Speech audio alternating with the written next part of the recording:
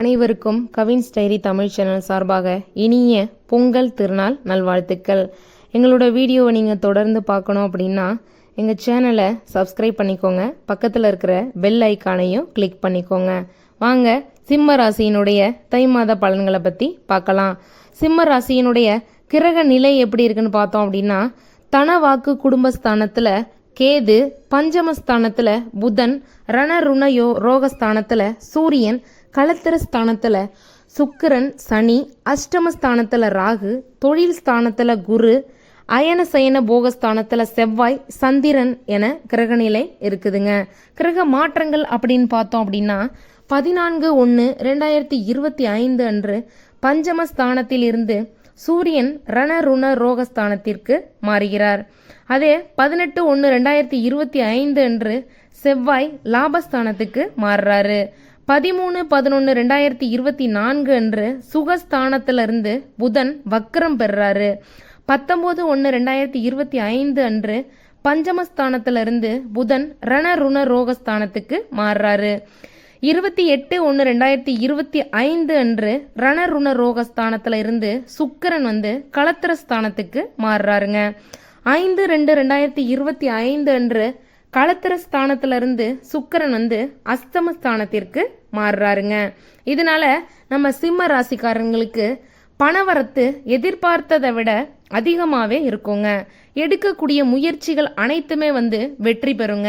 அதே சமயத்தில் ராசியை செவ்வாய் பார்க்கறதுனால மற்றவர்களுடைய கருத்து கூறும்போது அவர்களுக்கு தவறாக அதை புரிஞ்சுக்கிட்டு உங்கள்கிட்ட சங்கடப்படுத்தலாம். தொழில் வியாபாரத்திலிருந்து போட்டிகள் எல்லாமே அகலுங்க. எதிர்பார்த்த அளவு வியாபாரத்தில் லாபம் கிடைக்குங்க. கூட்டு தொழில் வியாபாரம் செய்பவங்களா இருந்தீங்க அப்படின்னா கொஞ்சம் கவனமாகவே இருக்கணுங்க. உத்தியோகத்தில் இருப்பவங்களுக்கு வீண் அலைச்சலை சந்திக்க நேரலாங்க. மேலதிகாரிகள் கூறுவதை கேட்டு அதன்படி நடக்கிறது ரொம்பவே நல்லது. சக ஊழியர்கள் உங்களுக்கு எப்பவுமே ஆதரவாதாங்க இருப்பாங்க. குடும்பத்தில இருந்து வந்த கருத்து வேற்றுமை எல்லாமே நீங்குங்க. கவனமாக எதையுமே பேசுறது ரொம்பவே நல்லதுங்க. பிள்ளைகளிடம் அன்புடன் பேசுவது நன்மை தரும். அக்கம் பக்கத்தினரிடம் வீண் வாக்குவாதங்களை தவிர்க்கிறது ரொம்ப நல்லது. பெண்களுக்கு விவேகமாக செயல்படுவது வெற்றியை தருங்க. எதிர்பார்த்ததற்கு மாறாக காரியங்கள் நடக்கலாம். அதனால கொஞ்சம் கவனம் தேவை. வீண் அலைச்சல் கூட ஏற்படலாங்க.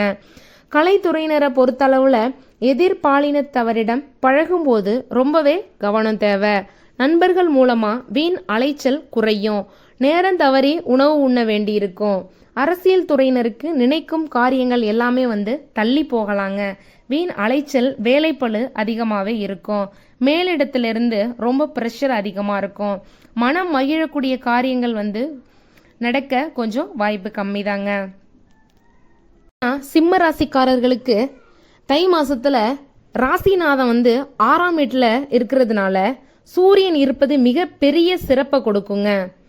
ஜோதிட சாஸ்திரப்படி 6ஆம் இடத்துல இருக்கக்கூடிய சூரியன் அசுப கிரகங்கள் இருப்பது யோகத்தை கொடுக்குங்க. உங்கள் ராசிநாதனாக இருந்தாலும் சூரிய பகவான் 6ஆம் இடத்தில் இருப்பது என்பது காலபூஷனுக்கு 10ஆம் இடமாக இருப்பதாலும் காலபூஷனுக்கு 4ஆம் இடத்தை பார்ப்பதாலும் 4, 10 2 இடங்களுக்கு சம்பந்தப்பட்ட விஷயங்கள் உங்களுக்கு கைகூடி வருங்க. 6ஆம் இடத்துல இருக்கக்கூடிய சூரியன் எதிரிகளை வெற்றி பெறுவதற்கான சூழ்நிலை அமையுங்க. கடன்களை கட்டி முடிப்பீங்க. போட்டிகள், ஒப்பந்தங்கள் போன்றவைகளில் முன்னேற்றம் காண்பீங்க. இதுவரை இருந்து வந்த எல்லா தடையுமே நீங்கி ரொம்ப தைரியத்துடன் போராடி வெற்றியும் பெறுவீங்க. தேர்வு எழுதக்கூடிய மாணவர்களாக இருந்தீங்க அப்படின்னா உங்களுக்கு நிச்சயம் வெற்றி கிடைக்கும். விளையாட்டுத் துறையில் மாணவர்கள் ரொம்பவே சிறப்பாக இருப்பாங்க. துரதிர்ஷ்டமான அசுரர்களை அழிப்பதற்குண்டான சக்தியையும் பெறுவீர்கள். நிறைய பேர் கடன்களை கட்டி முடிப்பீர்கள் அல்லது கடனை வாங்கி புதிய தொழிலை கூட தொடங்குறதுக்கான வாய்ப்பு இந்த மாதம் இருக்குதுங்க. 6ஆம் இடம் அப்படிங்கிறது ஒரு மனிதனுடைய உழைப்பு, கடினமான உழைப்பை கொட்டி அதற்கான பலனை அனுபவிக்கக்கூடிய காலமாக கூட இந்த காலம் இருக்கலாம். இதனை நன்றாக பயன்படுத்தி கொண்டால் உங்களுக்கு வெற்றி நிச்சயமாக கிடைக்குங்க. தொழில் ரீதியான வளர்ச்சியை காண்பதற்கு, வெற்றி பெறுவதற்கு வாய்ப்பு அதிகமாக இருக்கு. சூரியன் உச்சம் பெறுகின்ற வீட்டுக்கு 10ஆம் இடத்துல இருக்கிறதுனால இந்த காலத்துல தொட்டதெல்லாம் துவங்குங்க. நினைத்த காரியங்கள் அனைத்துமே வந்து உங்களுக்கு கைகூடி வருங்க. அரசாங்கம், அந்நியர்கள், பெரியோர்கள், பணக்காரர்கள், அதிகாரத்தில் இருப்பவங்க அப்படின்னு எல்லார்கிட்டையுமே வந்து உங்களுக்கு ஒரு நல்ல மதிப்பும் மரியாதையும் கிடைக்குங்க. 2ஆம் இடத்துல கேது இருக்கிறதுனால படிப்பு, தொழில், வேலைக்கு சென்று சிரமப்பட்டுட்டு இருக்கவங்க எல்லாருமே வந்து இந்த தை மாசத்துல பட்ட கஷ்டம் எல்லாமே நீங்கி ரொம்பவே மகிழ்ச்சிகரமா இருப்பீங்க. உங்கள் ராசியில 7ஆம் இடத்துல சனி பார்க்கறதுனால சிலருக்கு மட்டும் உடல்நல கோளாறு ஏற்பட வாய்ப்பு இருக்குதுங்க. இந்த அனைத்து விதமான பிரச்சனைகளுமே வந்து கூடிய சீக்கிரம் தீருங்க.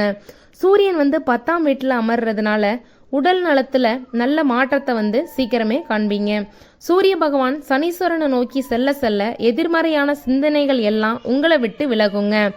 8ஆம் இடத்துல சுக்கிரன் அமர்ந்திருக்கிறதுனால உச்ச பலம் பெற்றிருப்பதால் தொழில் மேம்பாட்டை கண்டறிவீர்கள்.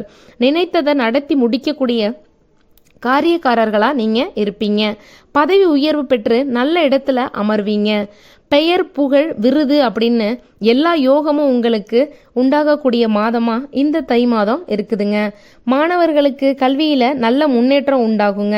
உத்தியோகத்துல இருப்பவங்களுக்கும் நல்ல வேலை மாற்றம், இடமாற்றம், பதவி மாற்றம் அது போன்ற சுப நிகழ்ச்சிகளும் நடைபெறுங்க. சூரியன் வந்து 6ஆம் இடத்துல இருக்கிறதுனால சூரியனை செவ்வாய் பார்க்கறதுனாலையும் அதிர்ஷ்டத்தை தரக்கூடிய மாதமா வந்து இந்த மாதம் உங்களுக்கு அமைய போகுதுங்க. பங்கு சந்தை, தொழில் சார்ந்திருப்பவர்களுக்கு, பணம் வைத்து பணம் சம்பாதிப்பவர்களுக்கும் எதிர்பாராத பலன்கள் கூட உண்டாக வாய்ப்பு இருக்குதுங்க. கேது வந்து 2ஆம் இடத்துல இருந்தாலும் குரு கேதுவை பார்க்கறதுனால கோடி பாவங்கள் வந்து நிவர்த்தியாகும் அப்படின்னு சொல்லுவாங்க. அதனால பொருளாதார அபிவிருத்திகள் வந்து உங்களுக்கு உண்டாக வாய்ப்பு இருக்குதுங்க. குடும்பத்துல மகிழ்ச்சி உண்டாகும். தொழில்ல முன்னேற்றமும் காண்பீங்க. மொத்தத்துல சிம்ம ராசிக்காரர்களுக்கு இந்த தை மாதம் வந்து சிறப்பாகவும் ரொம்ப ஆரோக்கியமாகவும் இருக்குங்க.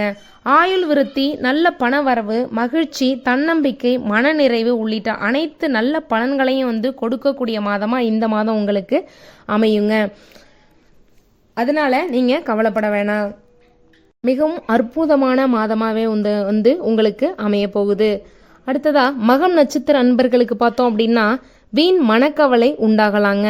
எதிர்பாராத செலவு ஏற்படும். அலைச்சலால் சரியான நேரத்திற்கு உணவு கூட உண்ண முடியாத நிலை கூட ஏற்படலாம். வாக்கு வன்மையால காரிய அனுகூலம் ஏற்படலாம். அதனால மகம் நட்சத்திர அன்பர்கள் கொஞ்சம் கவனமா இருக்கிறது நல்லது. பூரம் நட்சத்திர அன்பர்களுக்கு வியாபாரத்துல எதிர்பாராத லாபம் உண்டாகலாம். தொழில் வியாபாரத்துல அதிக முதலீடு செய்யலாம். கடன் விஷயங்கள்ல கொஞ்சம் கவனமா இருக்கணுங்க. பழைய பாக்கிகள் சிறிது தாமதத்திற்கு பின் உங்களுக்கு வந்து சேருங்க. உத்தியோகத்துல இருப்பவங்களுக்கு கொஞ்சம் அலைச்சல் இருக்கலாங்க. அதனால கொஞ்சம் கவனமா இருங்க. உத்திரம் நட்சத்திர நண்பர்களுக்கு பொறுத்தளவுல குடும்பத்துல திடீர் கருத்து வேற்றுமை ஏற்பட்டு நீங்கிடுங்க. விருந்தினர்கள் வருகையால் செலவு வந்து இருக்குங்க.